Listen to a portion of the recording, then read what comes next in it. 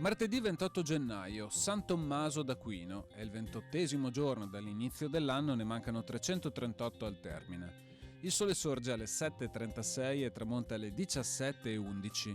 La luna si leva alle 9:42 e tramonta alle 20:43.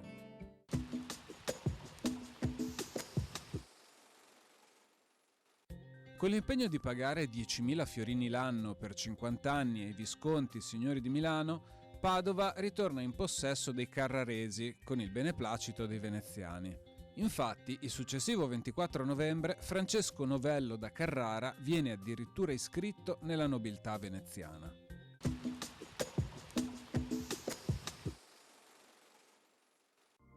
Le previsioni per domani. In prevalenza sereno al poco più nuvoloso, salvo sui settori dolomitici più settentrionali, dove sarà probabile maggiore nuvolosità al primo mattino, associata a qualche possibile burrasca di neve in quota in esaurimento entro la mattinata.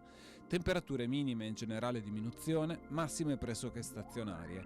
In quota venti moderati tesi da nord-ovest, in pianura venti deboli moderati dai quadranti occidentali.